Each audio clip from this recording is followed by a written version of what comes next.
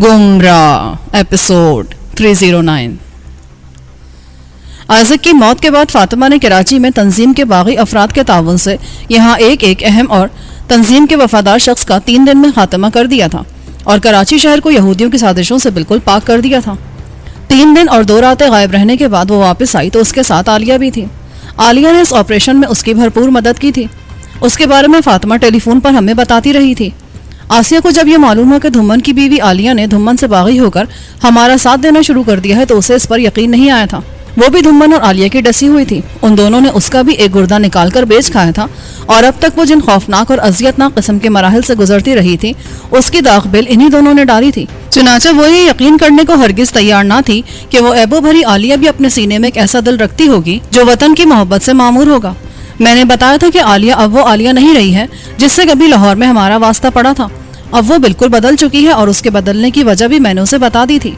मैंने कहा था, आसिया, अगर आदमी का ज़मीर बिल्कुल ही ना मर गया हो तो वो किसी भी वक्त अपने गुनाहों से ताइब होकर राह रास्त इख्तियार कर सकता है। आलिया का मामला भी ऐसा ही समझो। हाँ, ये आपने ठीक कहा है भाईजान, लेकिन वो धुम्मन ऐसा आदमी नहीं है जो गुनाहों पर शर्मिंदा हो सके कभी भी। उससे कभी भी इसकी तवक्को ना करना आप। और अब मेरा ख्याल है उससे भी हमें अपना हिसाब साफ कर ही लेना चाहिए। आसिया बोली, हाँ बिल्कुल। फातिमा यहाँ से फारिग होकर आलिया को अपने साथ हमारे पास लेकर आएगी तो धुम्मन का पता ठिकाना उससे मालूम कर लेंगे हम और फिर उस गुर्दा फरोश, बेज़मीर, ईमान फरोश पर जा पड़ेंगे अपने इन दोस्तों के साथ। अब हम भी एक मजबूत और नाकाबिल तस्खीर टीम रखते हैं अपने साथ। आइज़क जैसे मूसी को जिसने जहन्नुम वासिल कर दिया, अल्लाह ने चाहा तो धुम्मन का अंजाम भी उससे मुख्तलिफ नहीं होगा। इस बार वो बचकर भाग नहीं सकेगा यहाँ से। मैंने उसे इत्मीनान दिलाते हुए कहा। आलिया जब फातिमा के साथ आई और उसका सामना आसिया से हुआ तो वो उसके सामने दोनों हाथ जोड़कर खड़ी हो गई और रिक्कत आमेज़ लहजे में बोली, आसिया, मैं तुम्हारी गुनाहगार हूँ। बड़ा जुल्म किया है मैंने तुम पर। तुम्हारी ज़िंदगी में अंगारे भरने की जिम्मेदार मैं हूँ। मैंने धुम्मन की मोहब्बत में खसारे के बहुत से सौदे किए हैं। मैं तस्लीम करती हूँ कि मैं इस काबिल नहीं हूँ कि मुझे माफ़ कर दिया जाए और ना ही मेरे गुनाह ऐसे हैं कि उन्हें दरगुजर कर दिया जाए। फिर भी मैं तुमसे माफ़ी की खासगार हूँ, लेकिन ये तुम्हारी मर्जी है। अगर चाहो तो माफ़ कर दो, वरना जो दिल चाहे सज़ा दे लो मुझे। मैं तुम्हारे हर फैसले को खंदा पेशानी से कबूल कर लूंगी। कोई और वक्त होता तो आसिया उसकी निदामत और शर्मसारी की परवाह किए बगैर उसकी तिक्का बोटी करके रख देती, लेकिन मैं चूंकि उसे पहले ही आलिया की बदली हुई शख्सियत के बारे में बता चुका था और उसने जो ताउन किया था हमारे साथ उसके बारे में भी जानती थी वो। चुनाचे आलिया को इस तरह अपने सामने दोनों हाथ जोड़े नादिम और शर्मसार सर झुकाए देखकर वो बेताबी से आगे बढ़ी और बेख्तियार आलिया को अपने सीने से लगाकर बोली, आलिया, मेरी बहन, भूल जाऊं पुरानी बातों को। ये समझो जो कुछ हुआ वो मुकद्दर में लिख दिया गया था हमारे। खुशी की बात तो यह है कि तुम्हें अपने गुनाहों का बहुत जल्द एहसास हो गया और तुम्हें तौबा करने का मौका मैसर आ गया। आसिया की ये वालेहाना मोहब्बत देखकर आलिया का दिल भर आया। उसकी आंखों से आंसू बहने लगे और वो आसिया के शाने पर सर टिकाकर सिसकने लगी। आसिया ने उसे मोहब्बत से सहारा देकर सोफे पर ले जाकर बिठा दिया। फातिमा बोली, मैं तो आलिया को बहुत ही सख्त दिल और बहादुर औरत समझती थी आज तक, मगर आज तो उन्होंने कमाल कर दिया, सारा भरम खो दिया अपना। मोहब्बत में आग से कई गुना ज्यादा हरारत होती है। उसके करीब जाते ही सख्त से सख्त इंसान मोम की तरह पिघलने लगता है। हाँ, अगर किसी ने अपने ऊपर स्टेनलेस स्टील का खोल चढ़ा रखा हो तो दूसरी बात है। आसिया ने मोहब्बत से आलिया के सर पर हाथ फेरते हुए कहा। इससे एक बात तो मालूम हो गई कि आलिया बेगम ने अपने दिल पर स्टेनलेस स्टील का खोल नहीं चढ़ाया है। शराफत अली ने मज़ाहिया अंदाज में कहा। हालांकि डॉक्टर धुम्मन ने कोशिश तो बहुत की होगी इन्हें हीट प्रूफ बनाने की। क्यों आलिया बेगम, ठीक कहा ना मैंने? आलिया उसकी बात सुनकर रोते रोते हंस पड़ी। फातिमा ने मुस्कुराते हुए कहा, इसका तो तुम्हें भी बहुत अच्छी तरह तजुर्बा है शराफत अली। तुम भी तो डॉक्टर धुम्मन के बहुत करीब रहे हो, बल्कि उसके खासुल खास रहे हो यहाँ कराची में। आलिया ने अपने आंसू पोंछते हुए कहा, इन्हें इस राह पर डालने वाले भी धुम्मन है। इससे पहले तो ये एक बहुत ही सीधे साधे क्लर्क किस्म के आदमी हुआ करते थे। धुम्मन की तरबियत ने इन्हें मौका परस्ती और ज़माना शनासी के काबिल बनाया है। मैंने कहा, आलिया, हमने आइज़क जैसे मूसी से तो निजात हासिल कर ली है जो मेरी इत्तला के मुताबिक धुम्मन का भी उस्ताद था। धुम्मन को गुर्दे फरोशी के कारोबार में डालकर मौजूदा मकाम तक पहुंचाने में नुमाया किरदार उसी ने अदा किया था। अब उसकी मौत के बाद तुम्हें पता है हमारी दूसरी मंजिल कहाँ है, या यूं कहो कि हमारा दूसरा निशाना कौन है। मैं जानती हूँ जिलानी, आइज़क के बाद दूसरा निशाना तुम्हारा धुम्मन है, और अगर नहीं है तो मैं कहूँगी कि होना चाहिए। आसिया ने कहा, मगर क्या धुम्मन के खिलाफ तुम हमारा साथ दे सकोगी? ये तुम्हारे सुहाग का भी सवाल है आलिया। तुम बहुत सोच समझ कर फैसला करना, और जो फैसला कर लो उस पर नेक नियति से अमल भी करना। इसकी परवाह ना करना कि हम क्या कहेंगे या क्या सोचेंगे। मैं तुम्हें यकीन दिलाती हूँ कि हम बिल्कुल मजबूर नहीं करेंगे तुम्हें।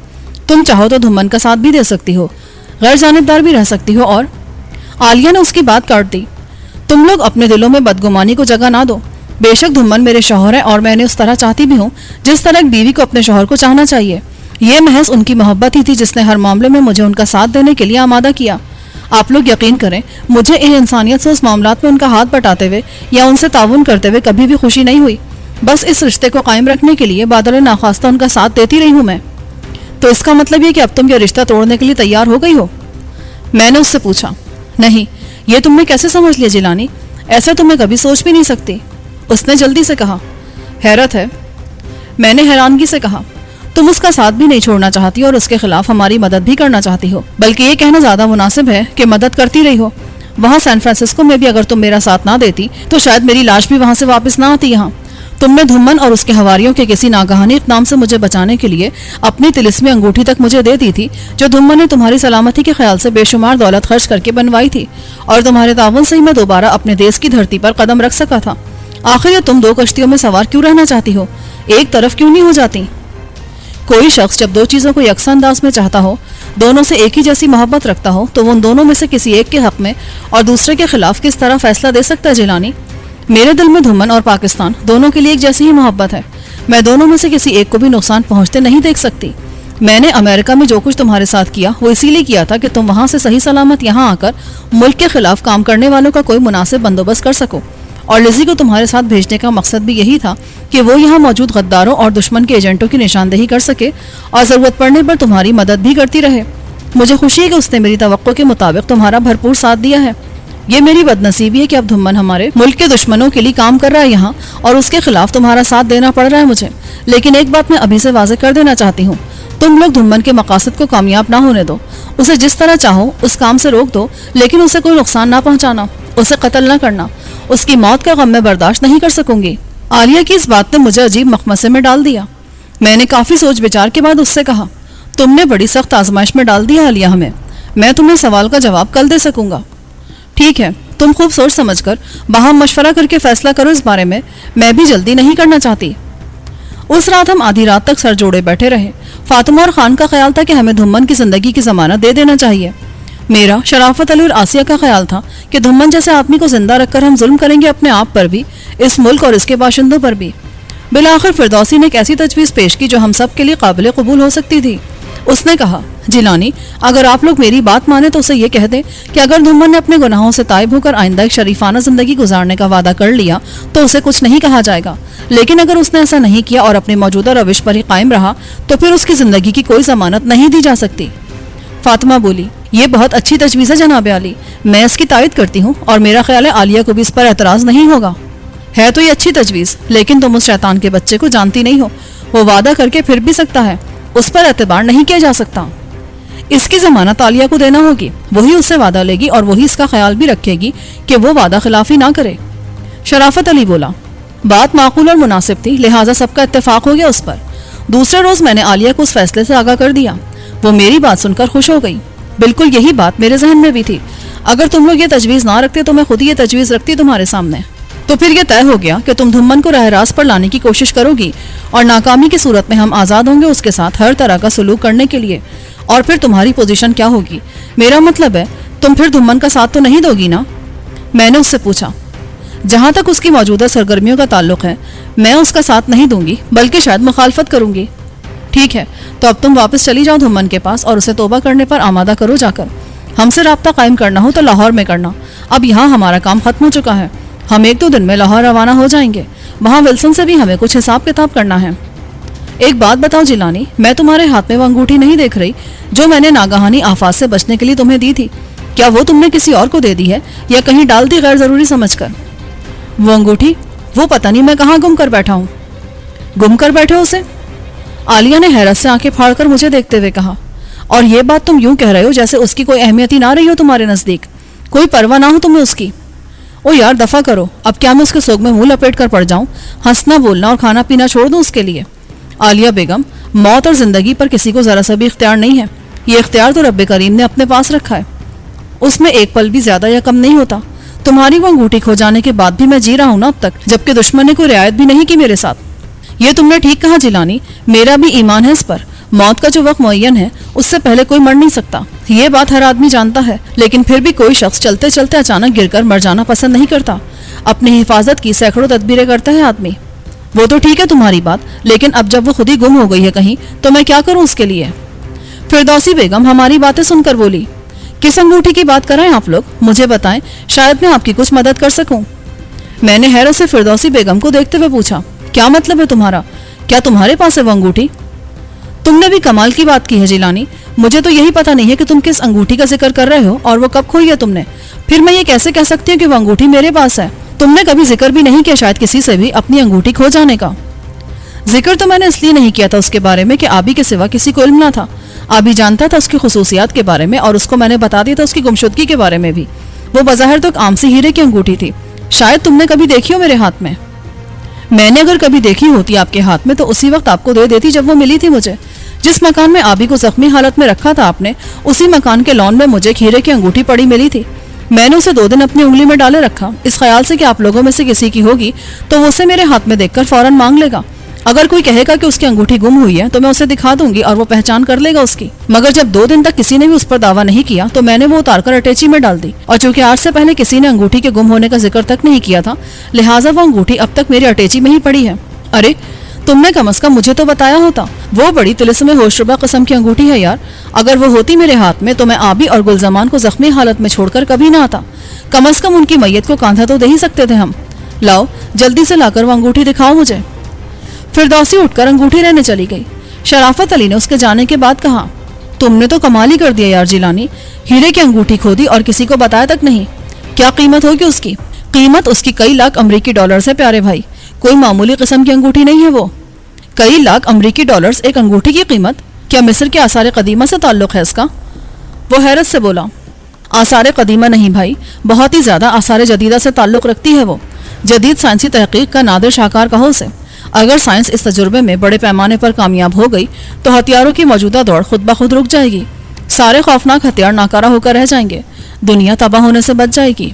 فاطمہ حیرت سے آنکھیں پھاڑ کر بولی، صرف ایک انگوٹھی سے سارے ہتھیار ناکارہ ہو جائیں گے؟ یہ آپ کیا کہہ رہے ہیں جناب علی؟ ایسا کیسے ہو سکتا ہے؟ میری تو عقل حیران ہے اس بات پر۔ تمہیں یاد ہے جب میری تم سے ملاقات ہوئی تھی تو تم سمیت بہت سے لوگ مجھے کوئی مافوق الفطرت چیز سمجھتے تھے، وہ حیران ہوتے تھے کہ ریوالور، بندوق اور اسٹین گن جیسے ہتھیار میرے سامنے جام ہو کر کیوں رہ جاتے ہیں۔ اچھے خاصے کام کرتے ہوئے ہتھیاروں کو جب مجھ پر گولی چلانے کے لیے استعمال کرنے کی کوشش کی جاتی تھی تو ان سے گولی نہیں نکلتی تھی۔ تم نے بھی بارہا اس کی وجہ جاننے کی کوشش کی تھی مگر میں ہمیشہ ٹال جاتا تھا تمہیں۔ جی ہاں مجھے یاد اچھی طرح سے، یہ بات مجھے ہمیشہ پریشان کیے رکھتی تھی، لیکن جب میں نے دیکھا کہ ہتھیار آپ پر بھی اسی طرح اثر کر رہے ہیں جیسے دوسروں پر تو میں نے اسے محض اتفاق سمجھ کر بھلا دیا۔ شروع میں میرا خیال تھا کہ آپ میں کو خاص صلاحیت ہے کہ آپ ہتھیاروں کو جام کر دیتے ہیں، میں آپ سے پوچھتی تھی تو آپ اسے اتفاقی قرار دیا کرتے تھے، تو جب میں نے آپ پر فائرنگ ہوتے دیکھی اور دیکھا کہ آپ دشمن کی گولیوں سے بچنے کی کوشش بھی دوسروں ہی کی طرح کرتے ہیں تو آپ کی اس بات پر یقین کر لیا تھا۔ لیکن اس انگوٹھی سے اس بات کا کیا تعلق ہے؟ فاطمہ نے پوچھا۔ بہت گہرا تعلق ہے، وہ اس انگوٹھی کا کرشمہ تھا کہ میں بے دھڑک برستی ہوئی گولیوں میں اور آگ اگلتے ہتھیاروں کے سامنے سینہ تان کر چلا جایا کرتا تھا، میرے سامنے آتے ہی وہ ہتھیار آگ اگلنا بھول جاتے تھے۔ یہ کیسے ہو سکتا ہے یار؟ کیا تو ہمیں اتنے الو سمجھتا ہے کہ ہم تیری ہر اوندھی سیدھی بات پر آنکھیں بند کر کے یقین کر لیں گے؟ شرافت علی بولا، نہ یقین کر میری بات پر، فردوسی بیگم کو آ جانے دے، اگر وہ انگوٹھی وہی ہوئی تو پھر دیکھوں گا تو کیسے یقین نہیں کرے گا۔ میں نے اس کا مذاق اڑاتے ہوئے کہا، بھائی جان سچی بات ہے، یقین تو مجھے بھی نہیں آ رہا آپ کی اس بات پر۔ آسیہ مسکراتے ہوئے بولی۔ اسی لمحے فردوسی بیگم انگوٹھی لے کر واپس آ گئی، میں نے اسے دیکھتے ہی پہچان لیا، وہ میری وہی گمشدہ طلسمی انگوٹھی تھی جو مجھے عالیہ نے گفٹ کی تھی۔ میں نے اس کے ہاتھ سے انگوٹھی لے کر مسکراتے ہوئے کہا، بے شک یہ وہی انگوٹھی ہے، لے بھائی شرافت علی، اب تو چاہے تو میری بات کی تصدیق کر سکتا ہے۔ وہ کس طرح بھائی؟ ذرا ترکیب بھی تو بتاؤ، کس طرح تصدیق ہو سکتی ہے اس کی؟ ارے تو لگتا ہے اوپر سے خالی ہو چکا بالکل، میرے بھائی ریوالور اٹھا کر گولی چلا مجھ پر، ابھی ہو جاتی ہے تصدیق۔ نہیں بھائی میں یوں ہی مان لیتا ہوں تمہاری بات، اپنی جان کو خطرے میں نہ ڈالو اتنی سی بات کے لیے، میں مذاق نہیں کر رہا ہوں اور نہ ہی خودکشی کا شوق ہے مجھے، تم بے فکر ہو کر گولی چلا دو اگر ریوالور یہ کام کر سکے تو۔ انور بولا، جیلانی بھائی ایسی باتیں مت کریں، ابھی ہمیں ضرورت ہے آپ کی، زندگی اتنی سستی چیز نہیں ہوتی کہ اسے ایک چھوٹی سی بات کے لیے ضائع کر دیا جائے، آپ انہونی بات کو منوانے کے لیے اس قدر سنجیدہ ہو گئے ہیں، یہ تو کمال ہی کر رہے ہیں آپ۔ میں نے کہا، ارے یار کیسے بے اعتبارے لوگ ہو تم، میں کہہ رہا ہوں ایک بات پورے یقین اور اعتماد کے ساتھ اور تم لوگوں کی سمجھ میں نہیں آ رہا کچھ۔ आओ यार, अगर मैं झूठा हूँ तो आजमा लेने में क्या हर्ज है, आखिर ऐसा उल्लू क्यों समझ रहे हो तुम लोग मुझे।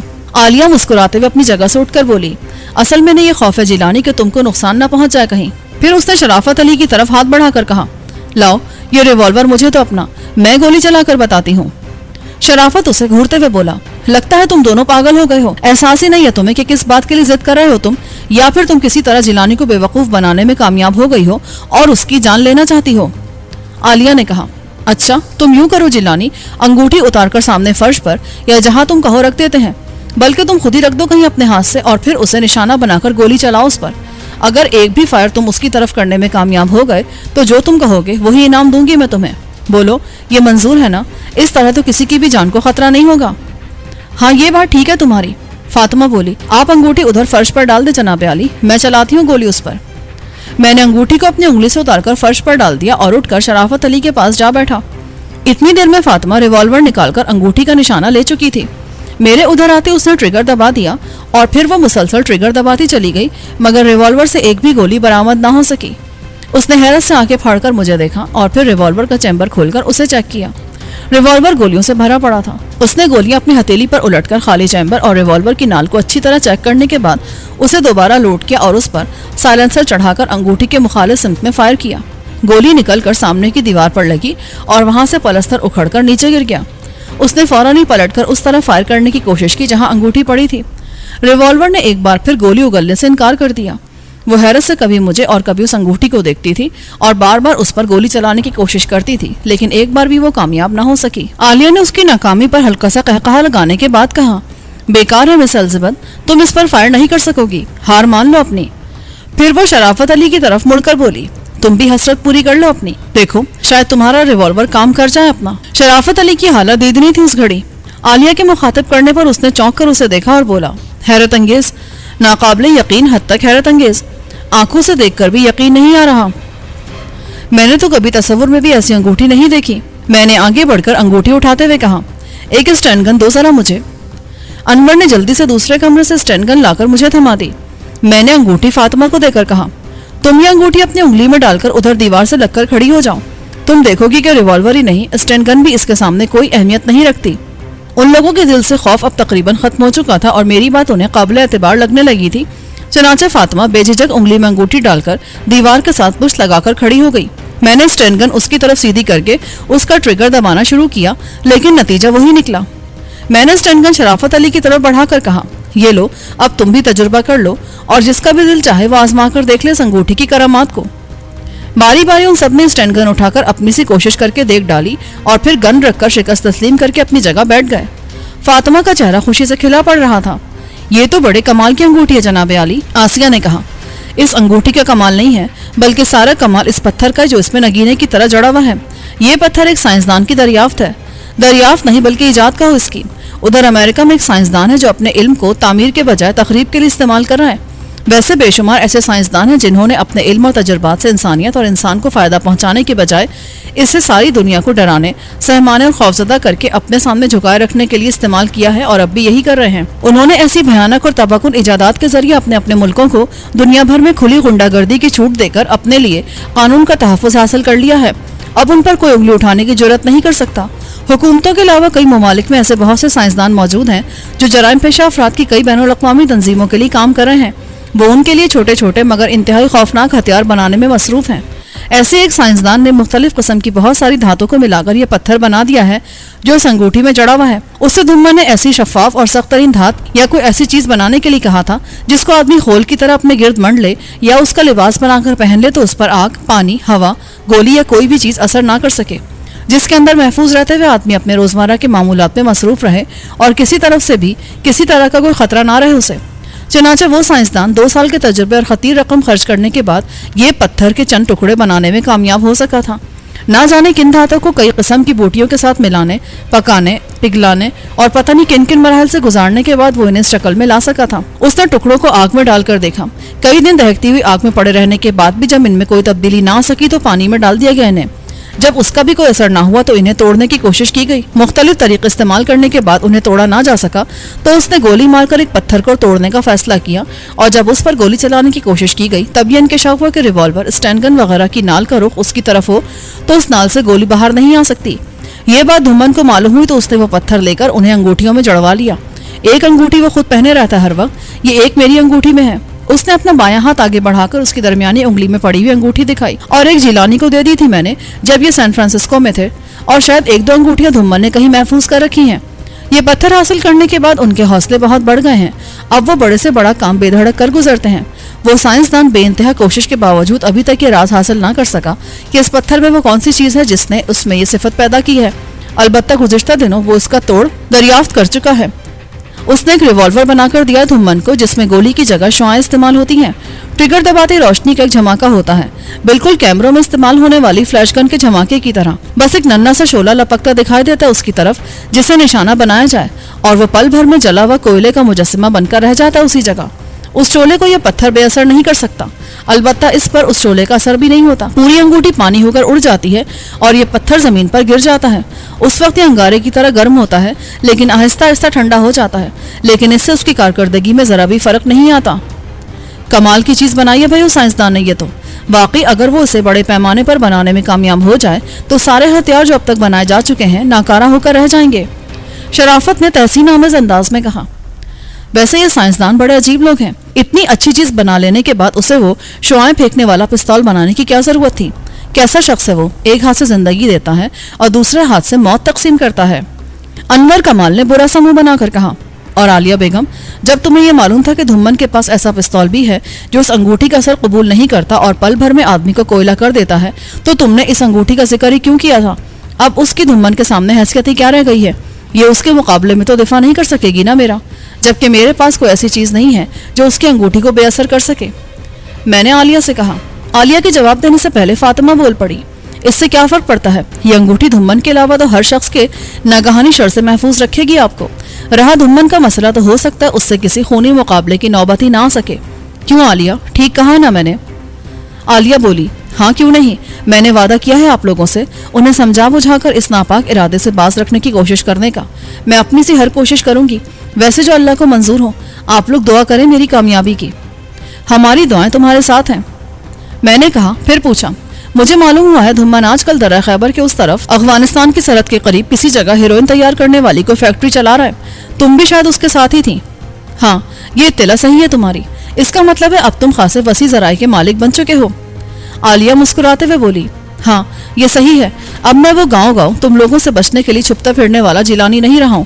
اور یہ بات تم بھی سمجھا دینا اس دھمن کو. ملک چھوڑ کر بھاگنے پر تو میں نے اسے اس وقت بھی مجبور کر دیا تھا جب وہ اور قانون دونوں ہی میری جان کے خلاف تھے, اور میرے ساتھ آبی اور خدا کے سوا کوئی نہ تھا. اوپر وہ تھا اور نیچے آبی. اس وقت اپنے سائے سے بھی چوکنا رہنا پڑتا تھا مجھے. اس کو بتا دینا اب وہ مجھ سے الجھنے کی کوشش کرے گا تو مصیبت ڈال دوں گا میں اس پر, دنیا سے بھاگنے پر مجبور کر دوں گا. اور یہ جو تم یہاں چلی آئی ہو تو کیا دھمن نے بھیجا ہے تم کو, یا یوں ہی اپنی مرضی سے آئی ہو؟ آنا تو میں خود ہی چاہتی تھی لیکن کوئی معقول بہانہ ہاتھ نہیں آ رہا تھا میرے. پھر دھمن نے کام بتا دیا اور مجھے موقع مل گیا آنے کا. میں یہی معلوم کرنے کے لیے آنا چاہتی تھی کہ تم نے اور لیزی نے کیا کچھ کیا ہے اور کیا کر رہے ہو تم لوگ. ہمیں جو رپورٹیں مل رہی تھی وہ میرے لیے قابل اطمینان نہیں تھی. ان میں یہ بھی ذکر نہیں کیا گیا تھا کبھی کہ لیزی تنظیم سے باغی ہو چکی ہے. تمہارے بارے میں صرف یہ اطلاع بھیجی گئی تھی کہ جیرالڈ نے تمہارے ساتھ ہتک آمیز رویہ اختیار کر رکھا تھا جس کی وجہ سے تم اس کے خلاف ہو گئے ہو. تم دونوں کے درمیان باقاعدہ جنگ شروع ہو گئی جس سے نقصان تنظیم کو پہنچ رہا ہے. پھر پتہ چلا کہ تم نے کچھ لوگوں کے ساتھ جیرالڈ کے تعاقب میں تنظیم کے ایک اہم اور خفیہ اڈے پر پہنچ کر اسے تباہ کر دیا ہے, جس سے تنظیم کو بہت بڑے پیمانے پر نقصان اٹھانا پڑا ہے. لہٰذا لیزی نے اس جھگڑے کو نمٹانے کے لیے جیرالڈ کو زہر کا انجیکشن دے کر ختم کر دیا, کیونکہ ساری بربادی کا اصل ذمہ دار وہی تھا. اس کے بعد صرف یہی خبریں ملتی رہیں کہ تم ہنوز ناراض ہو اور تمہیں منانے اور دوبارہ تنظیم میں شامل کرنے کی کوشش کی جا رہی ہے. فاطمہ نے عالیہ سے کہا. عالیہ, ایک بات کا خیال رکھو, جب تمہیں معلوم ہے کہ میرا اصل نام لیزی یا الزبتھ نہیں فاطمہ ہے اور اب میں کھل کر تنظیم کے خلاف میدان میں اتر چکی ہوں, تو اب تم مجھے یہودیوں کے دیے ہوئے نام سے مت مخاطب کرو. فاطمہ کہا کرو مجھے صرف. او سوری, مجھے معلوم نہیں تھا کہ تم نے اب یہ نام ترک کر دیا ہے. آئندہ میں خیال رکھوں گی اس بات کا. عالیہ معذرت کرتے ہوئے بولی. دھمن نے تمہیں کیا کام بتا کر بھیجا تھا کراچی؟ میں نے عالیہ سے پوچھا. انہیں تمہاری طرف سے فکر لگی رہتی ہر وقت. آئزک نے تو ان کے پاکستان آنے کے بعد بھی کوئی تمہارے خلاف رپورٹ نہیں بھیجی تھی, لیکن یہاں دیگر ذرائع سے ان تک جو خبریں پہنچی وہ خاصی تشویشناک تھیں. کشمیر خان نے شکایت کی تھی کہ تم نے اس کے آدمی کو بھی غائب کر دیا ہے. دھمن کے جو پرانے ساتھی یہاں ہیں انہوں نے خبر دی تھی کہ تمہاری اصل جنگ آئزک کے خلاف ہے اور تم نے شرافت علی کا بھی تعاون حاصل کر لیا ہے. کچھ اور لوگ بھی ہیں تمہارے ساتھ اور آئزک اب تم سے چھپتا پھر رہا ہے وغیرہ وغیرہ. یہ خبریں ملنے کے بعد انہوں نے مجھ سے کہا کہ میں کراچی آ کر صحیح صورتحال معلوم کر کے انہیں رپورٹ دوں۔ یہاں آنے کے بعد تم اسے رپورٹ دینے کے بجائے خود بھی اس جہاد میں شریک ہو گئی۔ میں نے مسکراتے ہوئے کہا، یہ تو میری خوش نصیبی ہے کہ مجھے اپنے گناہوں کا کچھ بوجھ ہلکا کرنے کا موقع مل گیا، اور شکر گزار ہوں میں اپنے رب کی کہ اس نے یہ موقع عطا کیا مجھ جیسی مصیبت کار کو۔ خدا دھمن کو عقل دے اور وہ بھی سیدھی راہ پر آ جائے تو میں سمجھوں گی کہ مجھے اس دنیا میں ہی جنت مل گئی ہے، لیکن ایسا لگتا ہے کہ میری یہ آرزو کبھی پوری نہیں ہوگی شاید۔ وہ اداسی سے بولی، دل چھوٹا نہ کرو، نا امید نہ ہو اس رب دو جہاں کی ذات سے، وہ اگر چاہے تو کچھ بھی ناممکن نہیں ہے۔ میں نے عالیہ کو تسلی دیتے ہوئے کہا،